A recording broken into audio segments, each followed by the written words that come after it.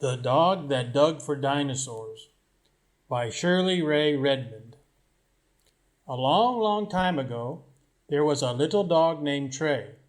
He was black and white all over. He had friendly brown eyes and a very wiggly tail. Trey lived in England. Trey was a real dog, and this is an honestly true story about him. Trey loved two things most in the whole world. First, he loved Mary Anning. She was 12 years old and lived with her family in a small cottage near the beach in Lyme Regis. Secondly, Trey loved going with Mary to dig for fossils. So, what are fossils anyway? They are the remains of animals and plants that died a long time ago. When a leaf or bone gets pressed between layers of sea mud, it leaves an imprint. After many, many years, the mud hardens to rock. Now I'll ask some questions about what I just read. Try to think of the answers. There will be a quiz when we come back to school. What is the dog's name? What does the dog look like? Where does the story take place? Who is Mary? What is a fossil? Trey and Mary knew that they would find the very best fossils high up on the cliffs around the beach. They climbed up there every day. Trey sniffed the rocks, sniff, sniff. He pawed the dirt, scratch, scratch. Mary used a small hammer and chisel, tap, tap, tap. With these tools, Mary carefully cut fossils out of the cliff, just as her father had shown her. Trey watched as she placed the fossils in her basket. Most of them looked like seashells. Mary and Trey sold them as souvenirs to the tourists that came by stagecoach to swim at the beach near their home. One day, Trey and Mary discovered some very large bones sticking out of the rocks. They were huge. Trey growled and tried to dig the bones out. Mary used her hands to brush away the loose dirt. "Trey, we've discovered a monster," she declared. The bones were much too big for Trey and Mary to remove by themselves. "I'll go for help," Mary said. "You stay here, Trey." Trey barked loudly and sat down in front of the bones. He was a very good guard dog. Where could they find the best fossils? What tools did Mary use? What did most of the fossils look like? What did they do with the fossils? Why couldn't they dig out the monster's bones? Mary ran all the way back to school and asked some grown-ups to help her. "Trey and I have found something really special in the cliff," she told them. "Just wait and see." When the men saw the giant rib bones in the side of the cliff, they were amazed. "What a beast!" they cried. "Look at those sharp teeth." "Is it a crocodile?" one man asked. "Or a stubby whale?"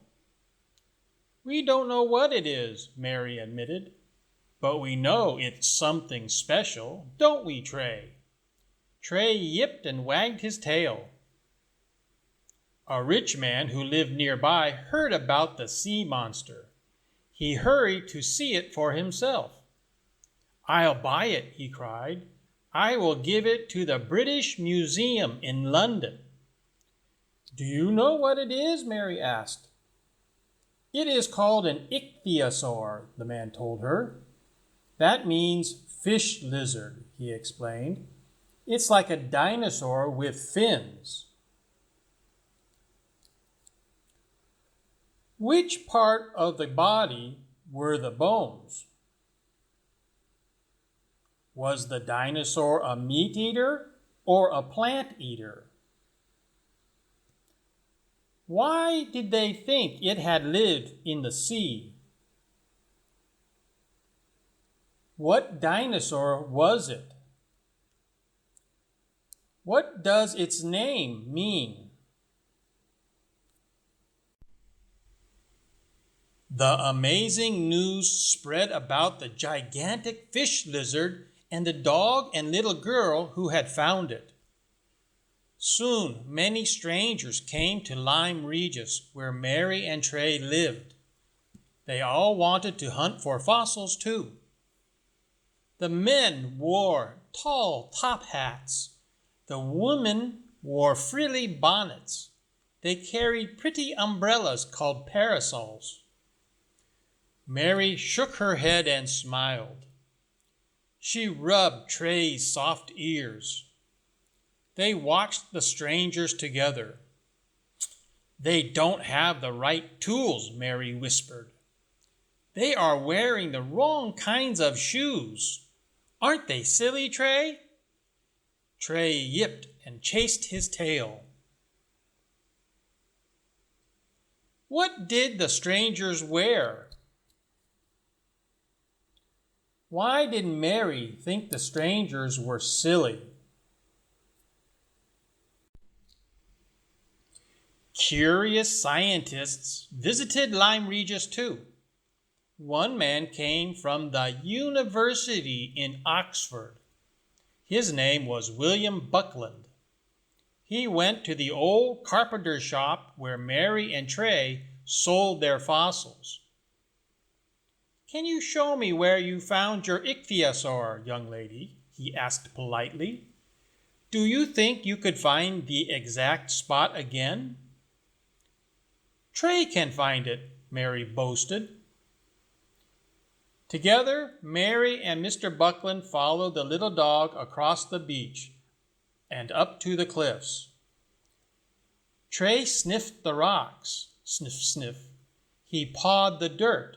Scratch, scratch. Suddenly he yipped. Then he sat down. Mary pointed. It was the exact spot where they had discovered the strange fish lizard. "What an intelligent dog," Mr. Buckland declared. Trey wagged his tail. Where do Mary and Trey sell their fossils? Where did Mr. Buckland come from? What did he want? What did Trey do to show where they had found the ichthyosaur? What did Mr. Buckland say about Trey? Trey and Mary continued to dig for fossils. They were very careful. Mary watched for falling rocks, like her dad told her. Trey looked out for storms and high tides. Then one day they discovered another giant creature. "Look, Trey," Mary cried. "Is it a sea dragon?" Trey sniffed the skeleton and snapped at it with his teeth. The creature had a long, long neck. Its backbone was like a humped turtle shell. Instead of feet and legs, it had 4 large paddles. But it wasn't a sea dragon. Mr. Buckland called it a plesiosaur.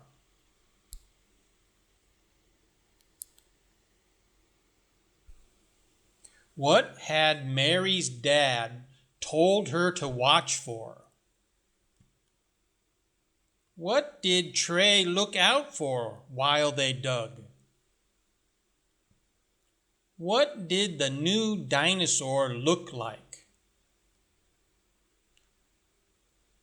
What was the new dinosaur they found called? One day, Trey and Mary found a fossil that no one in England had ever found before. This one had huge bony wings like a bat and a long, sharp jaw. Trey growled.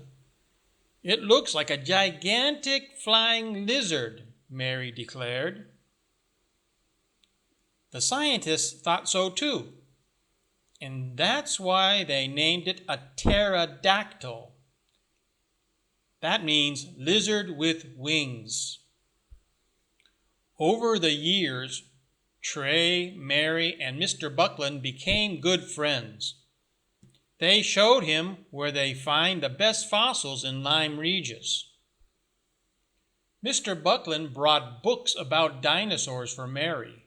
He brought beef bones for Trey. Mary, with Trey on her lap, studied her books every day.